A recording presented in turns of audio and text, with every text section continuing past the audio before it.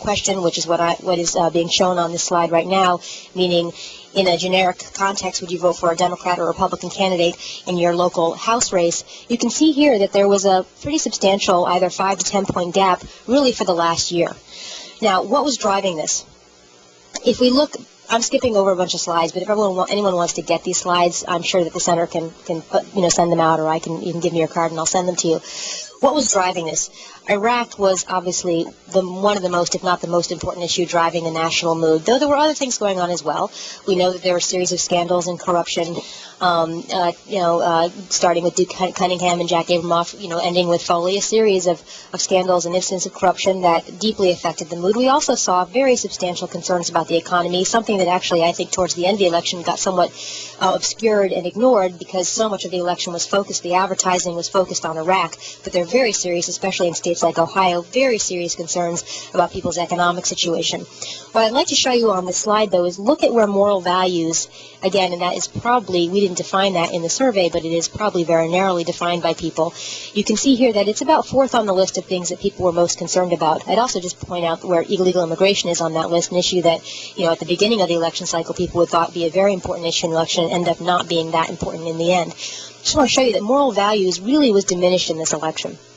It wasn't just diminished in the overall issue environment, and certainly there were certain places like Missouri, for example, where the stem cell debate was very much in the lines of the traditional moral values debate. So there were obviously places where it played an important role, but if you looked at it nationally, it was very muted, relative to the war in Iraq, jobs and economy, and the corruption. The other thing I'd say is if you look at those top three issues, all of those issues had substantial Democratic advantages, which is linked obviously to this 5 to 10 point congressional gap that we saw throughout the election cycle and then ultimately on election day. One of the things that's important to note about where moral values is on this list is that it's not just that it was diminished as an issue overall. The Republican advantage on the moral values issue was diminished. So I just want to show you a couple slides right here. This is the post-election research that we did. When we asked people a series of, forced statements, which we call them double-barreled questions in polling, and they're not necessarily the right way to go about figuring out nuances in public opinion, but they're a good way to kind of force people into categories and understand where the mood of the electorate is. And we asked a series of these questions around values, and we actually, said to people, where do you stand on this? And what you saw was that the traditional Republican advantages on so-called values issues was pretty muted. First of all, you saw an electorate that was divided between a statement of, do you prefer a Congress where people stand up for ordinary people versus stand up for family values? The electorate was quite divided over that. We also saw an electorate that was divided about which party better handled a series of different kinds of values areas. So on shares your values, 47% said Republicans, 45% said Democrats. On who's the party for families, 46% for Republicans, 44% for Democrats. This is really a quite astonishing result. Traditionally, when we do polling about which party is better on family values or moral values, however you want to define it, there are usually 10 to 15 point advantages for Republicans, depending across the issue area. What you see here is, in fact, the voters were, pretty well divided. Part of this stems from the Foley scandal, I believe.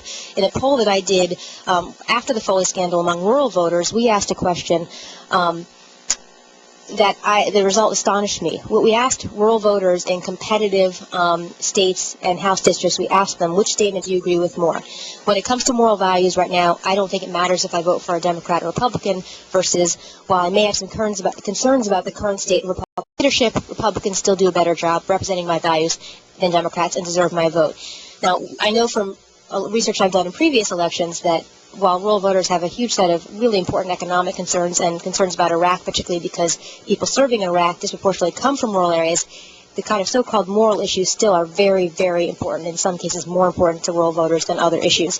So to see a result where over half believe that, it just doesn't matter right now if I vote for a Democrat or Republican on moral issues, suggests to me that not only was the moral values issues diminished, but the Republican advantage was diminished, and that overall led to it playing a much more muted role in this election than it has certainly in 2000 and 2004. So what does this mean electorally, that moral values played a limited role and that the Republican advantage on it was sort of diminished? Well, we saw some pretty interesting shifts among key groups in the electorate. And I'm just going to focus on religious groups because that's what we're talking about here today, but there are lots of things that we could talk about in terms of married women, rural voters. I mean, there's lots of really important implications for the diminishing of moral values as a kind of voting issue in this election. What I want to show you, one of the things that people have argued about this election was that there was a diminishing of the God gap. In other words, that you saw some erosion among some key Republican base groups for Republican candidates, and you saw a decline among frequent church attenders voting for Republican candidates, and therefore the God gap was diminished. I actually think the data tell a different story. That's absolutely true, and I can show you this on this slide and some subsequent slides. But at the same time, you saw a substantial increase in the margin for Democrats among people who were not religious. So people who said, I don't identify with any religious denomination, or people who don't go to church, don't go to worship services at all, or never, or hardly ever. You actually saw a significant increase in the Democratic advantage among those voters. And so what you saw was that gap between that polarization in people who are religious and not religious, people who are strongly identified with certain traditions and others.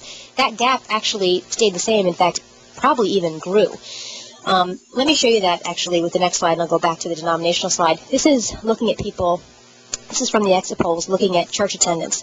What you can see here is that Republicans still did quite well among people who attend church more than once a week, though, and that plus sign, this is where my partisanship, plus is a move towards the Democrats.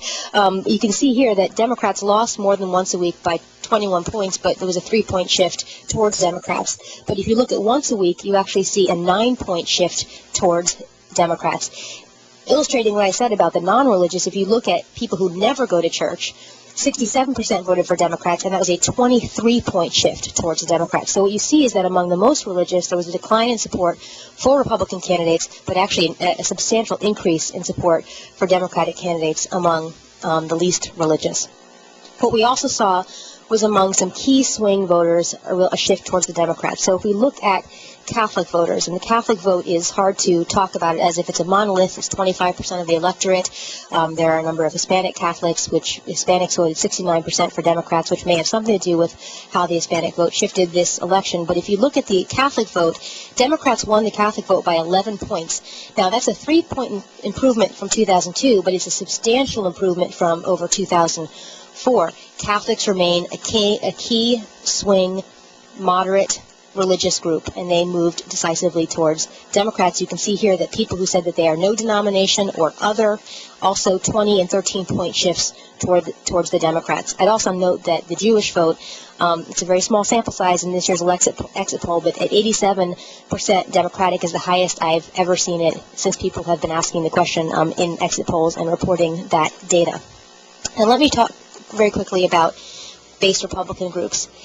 What you can see here from this slide is that Republicans continue to do very well among white evangelical Protestants. But we can also see that there was a decline. In 2002 and 2004, Republicans won 78% of evangelical voters, white evangelical voters. You can see here that they won 70%, an 8-point decline. Still, I would argue a base Republican group. However, in very close races, of which there were many, think about Virginia, think about Montana, think about a bunch of the House races, very, very close races, to lose 8 points among a base group like white evangelical Protestants is a pretty substantial decline. You also saw, by the way, overall in the electorate, a decline in the number of people who called themselves Republicans. So 36% of the electorate in 2002 was Republican, 32% of the electorate in 2006 was Republican. Now, the increase comes from independent voters, and I have no doubt that some of those independents are Republicans who call themselves independents to the exit polls. But there was some evidence of a decline in Republican-based voting, both the overall percentage in the electorate and the margin for Republicans. Now, what I would argue is that these shifts that we see in many ways really aren't about religion and in many ways aren't about moral values. What we saw is the dominance of the Iraq issue, economic malaise, at least at the level of electorate, even if there's some national indicators that say the economy is doing okay. I think a diminishment of Republican advantages on moral values issues because of the Foley scandal, but also other scandals throughout the couple years leading into the election.